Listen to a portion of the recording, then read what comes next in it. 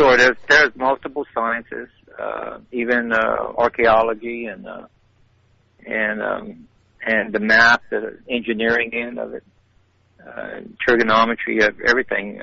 You have to have multiple scientists to come together to figure this connection here.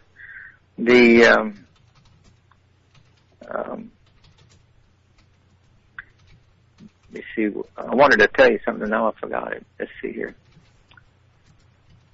The scientific white paper we were talking earlier about is the hinge point. Without this document here, and there's more than one that talks about this. There's another one from Malaysia, and it was written a little bit earlier than this one. Without this document right here, and I actually qualified this, that the only reason why we have this document today, it seems like, is because it was mislabeled. Because it seems like there's been a great censorship pertaining to this object. In Europe, I mean, this is when people were looking for data for the supernova. They were saying it's mysteriously missing in Europe, as if the authorities had wiped the shelves, or that there was a large volcano that blotted out the skies for 26 months, which is unlikely. Okay. Now, this is their comments pertaining to a supernova. But they knew, the people of that time period, as well as we know today, that it's not a supernova. It's our so-called Planet X, if we want to call it that. And so we have an unbiased comment pertaining to the supernova that clearly identifies that there's censorship going on. Yeah, and I want to, if I can jump in here, the 360-year cycle, and and this was my preconceived notions, or one of them, about Planet X, if it did exist, was, well, what you lay out is it's not always something that is a extinction level event. Actually, quite to the contrary, there were changes, earth changes. There was destruction, increase in earthquake storms, and different things that we see today. But it didn't, aside from Noah's flood, there wasn't a worldwide kill off ever. But we're not done yet either. Correct. One of the largest die-offs was during the Black Plague, which new studies and new misreports, going back and reviewing the documented misreports, it's quite obvious now that much of these deaths were caused by a meteor shower. Some said it was a comet, but I would say it's a meteor shower. And this object that passes by us has been misidentified as a comet. Okay, but it's entirely too large as a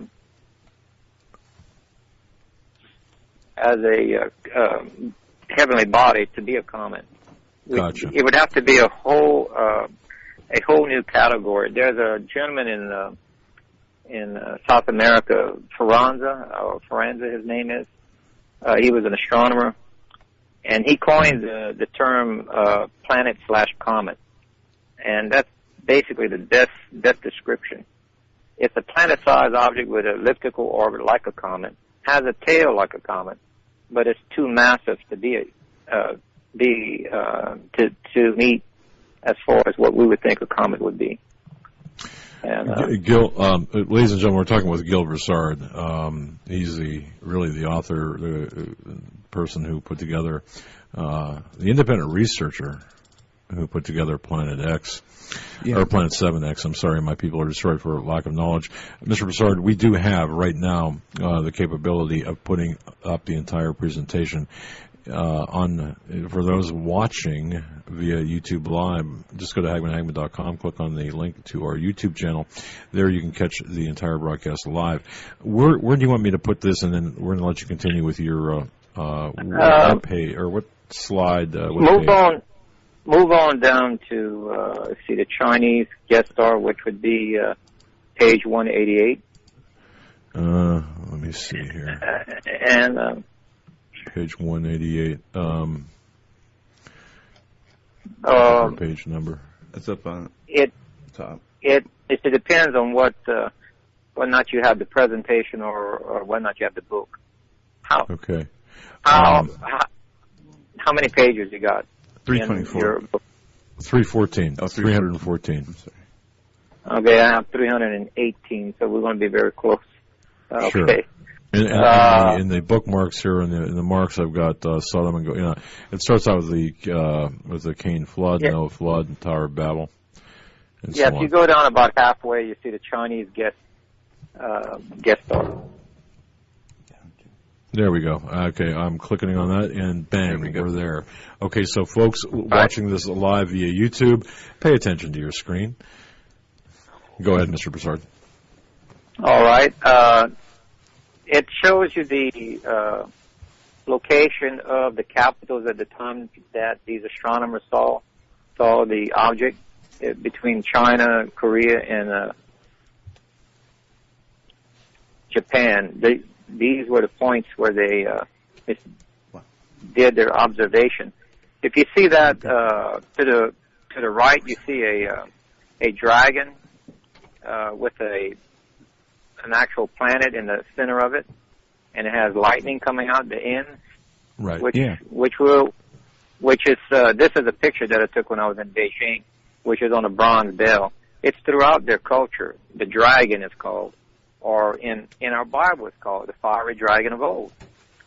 And matter of fact, it even goes back, if you look at remember Zeus, the legends they had about Zeus throwing lightning bolts and destroying mountains. Well, when the two planets get close enough to each other, they tilt, and when they get very close, you have lightning. You have electrical discharges between the two planets, because the universe is an electric universe. It's not gravity rooted.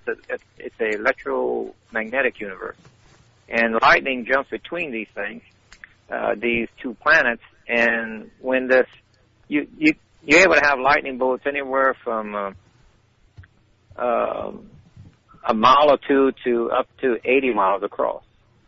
And when this lightning hits a mountain, it will dissolve portions of that mountain, and that's part of the legend of what Zeus did.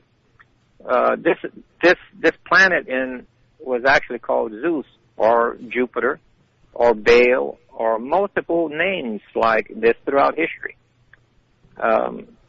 In the Egyptian records, it was called Horus. Matter of fact, you see Horus sometime with a disc with a horns on each side of the disc. Well, that was when it passed through the constellation Taurus, which the Nibiru sky disc confirms that. And this was during the time period of Egypt. And that's where a lot of these so-called gods or pagan gods, the stories of them, there's a thread of truth in some of these things, but it's because of this planet on the destruction that it causes. In the Bible, it calls it the destroyer. Right. Okay. So if you go down to the next frame, let's see, until you see the orbit, there's a drawing showing the path through our solar system. Give me Gill, give me the frame on that, the name, or because I'm at the Chinese Great Star here, and right. Okay. Move about 3 pages down. Just move. Just hit the side. Okay. Joe, can you help me out? Yeah, use the on the top there. Use the down button or the page next to the page numbers instead of the side. All right. So just go down go left. That's the zoom. Okay, I'm clearing the zoom. Okay. All right, and right there. Right there. You can hit the arrow keys also. There we go. You can hit the arrow keys. Okay. Yeah, on the keyboard. No, too. I'm at okay. Chinese guest star of 1054. There's the orbit diagram. Okay. Sorry, Mr. Sark, go ahead. All right. So if you look at this orbit diagram, this is what we came out with whenever we plotted the white paper reports on the sightings of the Asians, and we also combined some of the sightings in Europe that was documented. But the European sightings were not as accurate as the Chinese and the Korean and the Japanese. But you can see that segment is an elliptical orbit. And this also causes a 3.5-year drought coming in as it's approaching. And you have 3.5-year drought as it's exiting, which you will see that as one of the hallmarks in the Bible. There are 7 hallmarks whenever reading the Bible that you look for. One is a 7-year drought. The other one is a double eclipse. A double eclipse is not found naturally, because for a solar eclipse it takes the sun in a new moon state to cause a solar eclipse. And a lunar eclipse is caused by a full moon state. Okay? So yes, you cannot have 2 eclipses simultaneously unless you have a third object. All right. And so that's one of the things you look for in the Bible. You look for major earthquakes. There's points where they had liquefaction, where things sank into the ground. They have stories where people and herds of animals were consumed with no traces of their body left. They were, totally incinerated. We have fiery hail, which is commonly mentioned. Yes. And even people were, even where it mentions where the shadow has moved backwards. Well, that's one of the times that Earth tilted. We can point out that Earth tilted 3 different times.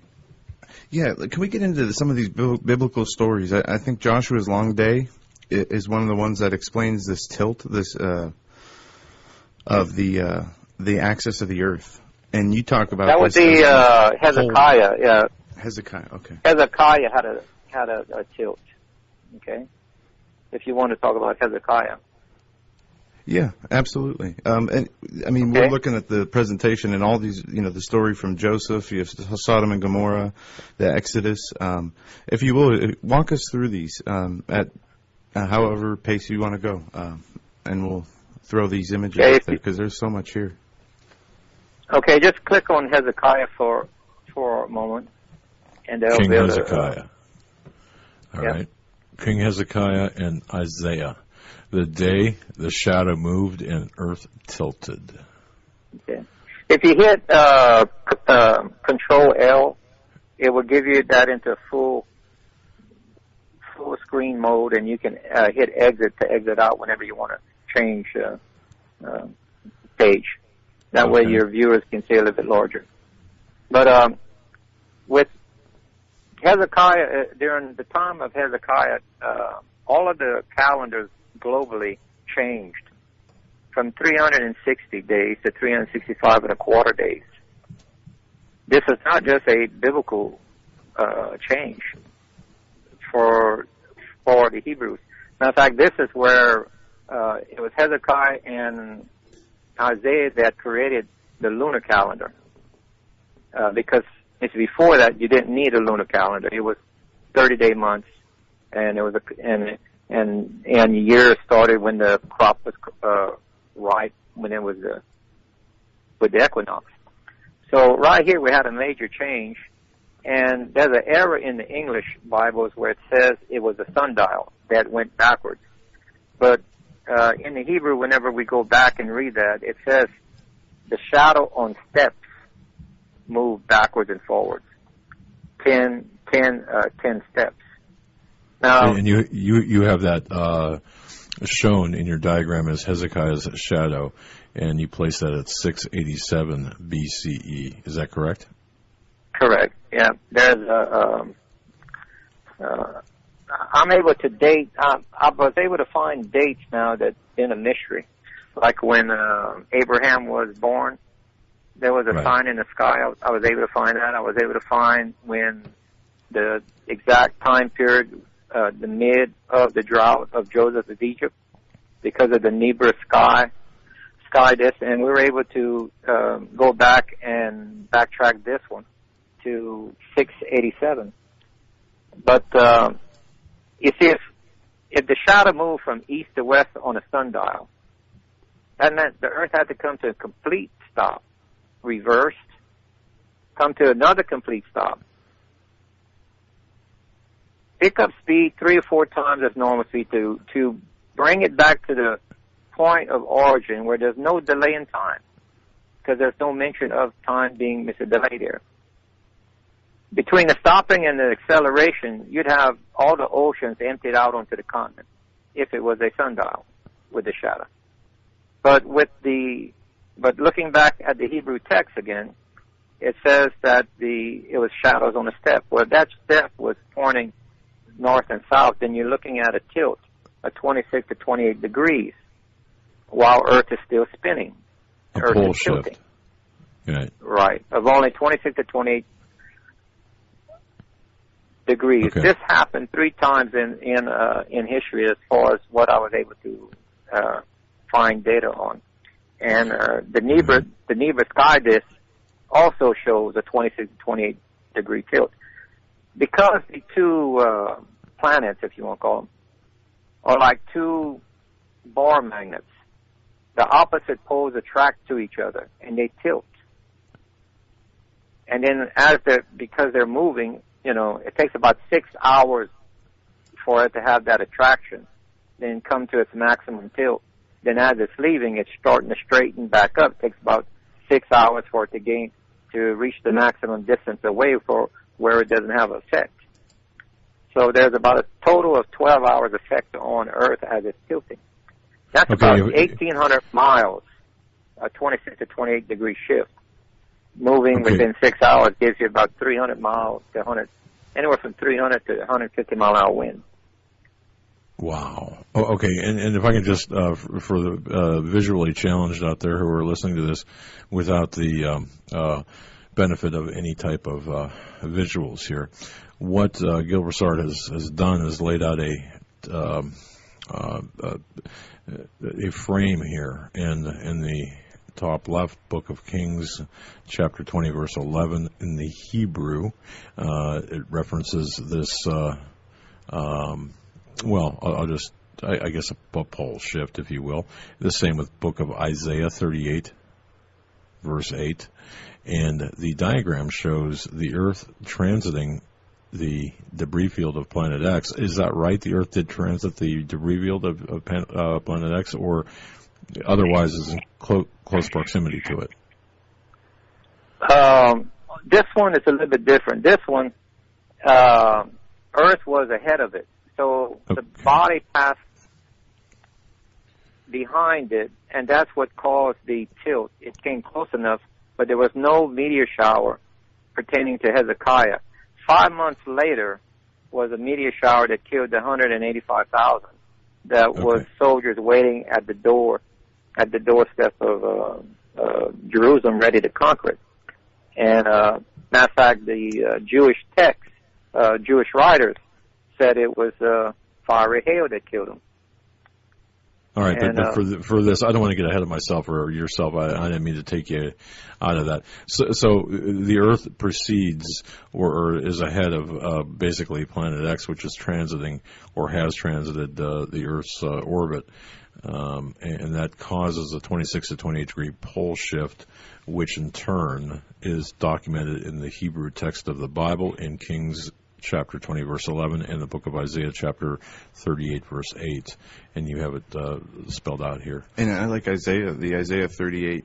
And if you go read that through Isaiah, 42, I believe, it talks about the Lord and heavens, how it says, that it is he that sitteth upon the circle of the earth, and the inhabitants therefore are as like grasshoppers, that stretch out the heavens and are as a curtain, and spreadeth them out as a tent to dwell in. And it goes on, and it talks about who, the Lord coming back with... But just to drive this home, too, as well, you've got the Hezekiah shadow, which the pole shifts 26, 28 degrees. The shadow, or the sundial, is going from west to east. Yeah, and this matches the story of Joseph. And I don't know if this is a good time to segue to that, Mr. Broussard. But the ties in with the droughts and the dream. Let's talk about this Jonah. The Jonah of Nineveh happened at the same time as Hezekiah. It was just 40 days earlier. If you click on Jonah of Nineveh, what's interesting about Jonah right here when he went to Nineveh, it's what's not being said here in the story. How is it that he walked? Went to a town of 20 to 30,000 people and committed not a single miracle, but yet he was able to have them all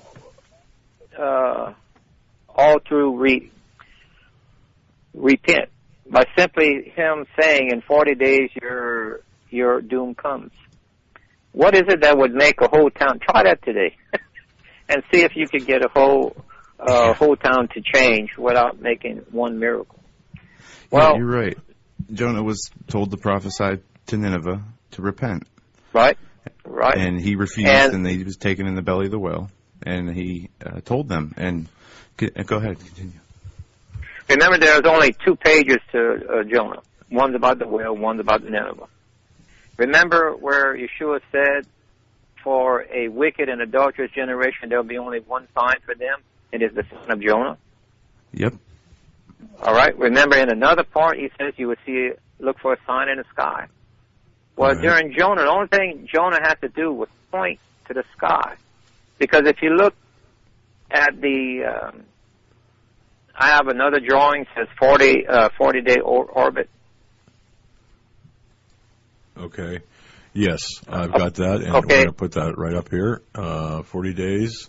There's a short delay on the images that pop up, so. Right. Okay. If you look at the position of where Earth is at 40 days, you can see to the other side of the sun at 40, where it is on its approach, 40 days from where it will intersect Earth's orbit. And this is where Jonah is pointing to it, and you could clearly see it. And because these people didn't have internet or TV to distract their attention, they were in tune with nature. They recognized signs. They saw bird and fish death. They were in a severe drought where the crops weren't growing. They had probably earthquakes. The similar signs as what we're seeing today. The only thing Jonah had to do was point to the sky. And when they saw it, they knew what he meant. Because it was previously passed. Jesus said that the inhabitants of the earth at the end times would tremble in fear, and hearts would fail them for what they see coming upon the earth. Yes, because of what they anticipate will happen. Because whenever you have a model that's, let's say we go back to astronomy model, that it's a gravity-ruled universe instead of the physicist model. The physicist model say that the universe is electromagnetic, and that electromagnetic is the ruling force. That gravity is the weaker force, which is opposite almost of what the astronomy world is saying. And the physicists are proving out correct. So if we tried to calculate these scenarios just 15 years ago, we would have failed. It's only with the new perspective of the physicists on how the universe is working that these models are actually proving out. And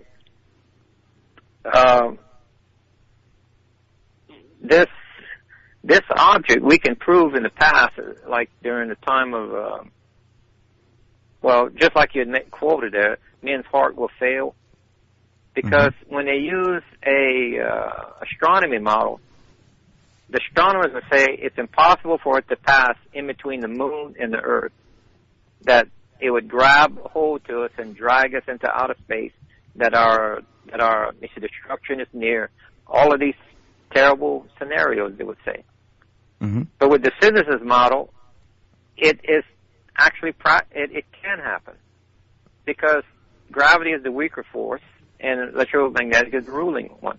It can pass in between the moon and Earth, as it did in the past during the time of Joshua's long day. There's outside text that claims that him and his men saw an object that was 50 times larger than the moon. Well, if you take an object that's roughly 6.5 to 7.5 times the diameter of Earth, put it midway between the moon, your perspective from Earth is 50 to 1, as they stated.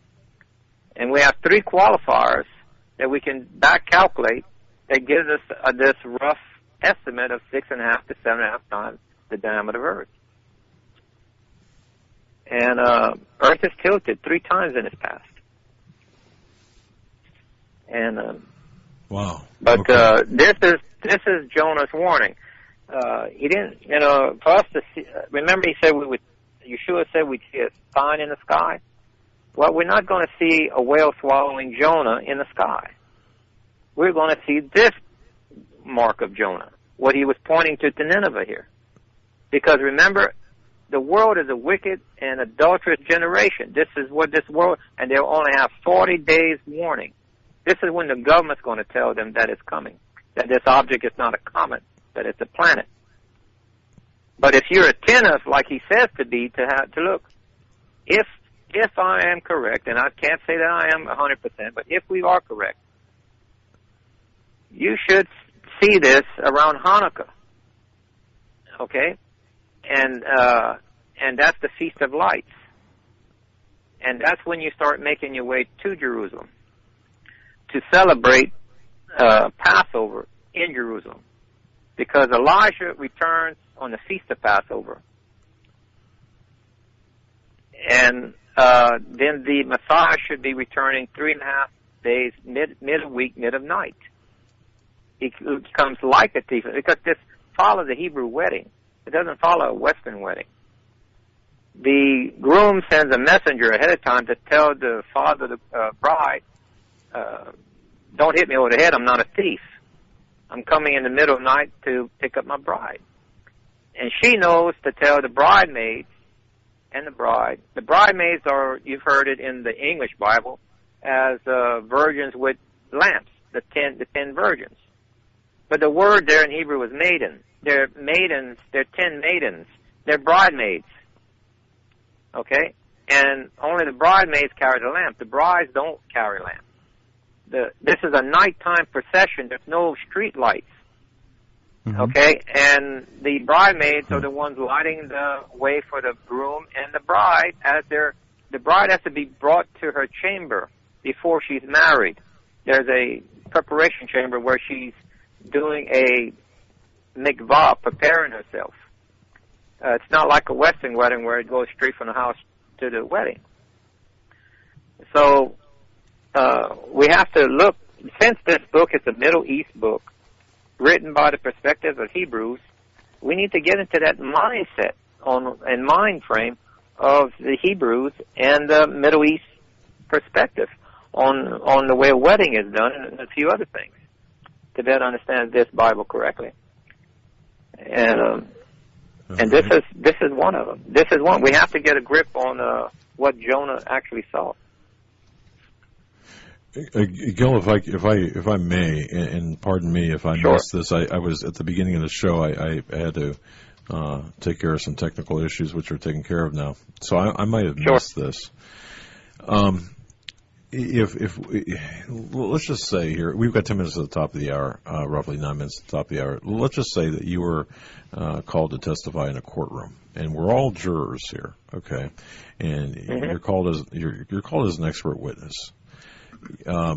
and basically what you are saying is your research, and I just want to kind of establish this as a groundwork. Your research has found biblical accounts, scriptural accounts of events that reflect with precision an orbital body, which you have labeled Planet 7X, disrupting or causing events to take place throughout history that are documented in the Bible and in the Hebrew scriptures and in events in the Bible.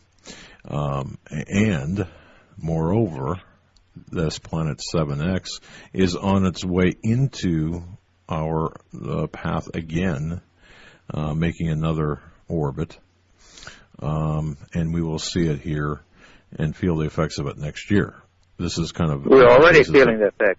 Okay, all right, we're already feeling it. Okay, all right. And what are some of those effects? Because, again, I apologize, and if people are joining us late, maybe they've missed it too. What are some of the effects we're seeing and feeling and should be looking at? Well, let me qualify a little bit here. There's 4 scientific studies. I've talked about 2 of them already. The other 2 are talking about planets' orbits or comets' orbits that are perturbed by unknown gravity. There's a 12-year study that was done. It was confirmed by a secondary study out of the UK. And that points to a certain region of space. Then there's the Pioneer and Voyager probes. When they launched those, it took them about 19 to 20 years to reach the location they needed. And that, again, points to a certain region of space. And then there's 14 accounts in the Bible where this thing is passed. All of this data points to one region of space. Out of 88 constellations, it all points to one, Sagittarius. Not just anywhere on Sagittarius, but on the ecliptic. This is where the Voyager and Pioneer probes went, and that's considered south of the universe. Polar south is called Nadar. Polar north is called the zenith. Universal south is where Sagittarius is. And this is where all the scientific white paper reports, the biblical accounts, and NASA sending their actual probe. Remember when they sent NASA probe, you can look it up. These are past articles. They were looking for the 10th planet. This is true. You've got newspaper articles on this. Yes. Yeah. We even have encyclopedias that gave them the estimate. When I back up the model using the date given to us in Revelation 12:1, when I reverse the model, it gives me the exact measurement as the older claims were when they said it was X amount of billions of miles away. All right? It gave the same reference in an actual model with a date given to us on where it's going to arrive in Revelation 12:1. What are the odds of that? What are the odds of threading the needle between two of the Voyager and one of the Voyagers and one of the Pioneer probes? It's exactly in the center of the two, at exactly the same angle between the two. You know how vast space is for this to be able to thread the needle between the two probes exactly? Yes. No, this is not by accident. Wow. We have overwhelming evidence. Go ahead. I'm sorry. Yeah, no, I'm just getting excited. I'm sorry, I'm kind of passionate. No, I love it. I love it because I got to tell you, Gill, until this afternoon, when you, well, let me ask this: the presentation we're looking at, that the viewers on our YouTube channel have the privilege of looking at, is this proprietary? I mean, is this something that you have for sale, or is this something? Okay, so where can I do not? This? Yeah, I actually give the information out free to people to where they can do their own research and look at the data and make up their own mind. So what we're looking at here, for those people listening on Global Star Radio Network or listening on Blog Talk Radio Network, where can they get this information? Where can they find this? If they type in Planet planet7x.net. Okay. .net. There's a download link, or they can look underneath the videos that I have on YouTube. You type in the numeral 7, Planet 7X on YouTube. You will see me. There's a Planet 7X channel you go to, because I allow a lot of people to copy my videos, so they're scattered all over the internet. But if you want all in one area, just go to my channel. And underneath the videos, I also have links. And we have 2 DVDs that are coming out. 2 movie producers have invited me to California, and they shot some film and questioned me, and we put it. They put it on DVD. They taking pre-orders. A gentleman called Rainy Mercury. He's doing a documentary on my findings, and this is very well done. I've got to say that I've seen stuff out there about Planet X, but I've never seen the degree of research and the supporting documentation that I saw today. I've never seen it. And it's been there right in front of my nose. People have been knocking me on the head saying, hey, you got to take a look at this. And then bang, here it is. So I did see it today. And I've got to say, with what you're saying, because we only have a couple of minutes to the top of the hour, Gill, what you're saying here, based on the totality, the aggregate of your research, baby, we're in the path, or we're coming around here. We're in this area of, oh boy, things are going to start happening, and they already are happening, but it's going to start happening pretty soon. I mean, where it's going to be undeniable, right? Yeah, keep in mind what science is, and it doesn't matter if we take it from clay tablets, papyrus scrolls, biblical records. You cannot say Kepler's laws of planetary motion and the laws ruling the universe. It has to meet these laws, okay, for an object to come through here. The speed, the location, and everything. Remember what science is. If you can take observed phenomena and bring it into the laboratory and show that it's repeatable, that is science. The Bible is full of science. We just didn't look at it in the proper perspective. Now we can. And it is, people, remember where Yeshua says, my people die of lack of knowledge. That's People true. need to do a little bit of studying. And they need to go back and read the Bible with this clearer perspective, because all these stories are data points for you to understand the last book of the Bible. And there's no human being that could have orchestrated this in that form, in that way, and have an end book written 2,000 years ago to come and predict a date and exactly what would happen in the end days over here that matches these data points, because they didn't have the science yet. How is that possible? That can only be someone that's outside of time and that has greater knowledge than human that wrote the book of Revelation. Fascinating. And this proves, your research proves the Bible. Yes, it does. And we're coming up against the break. It's about Scientifically, yes. Yes. 5-minute break. And when we come back,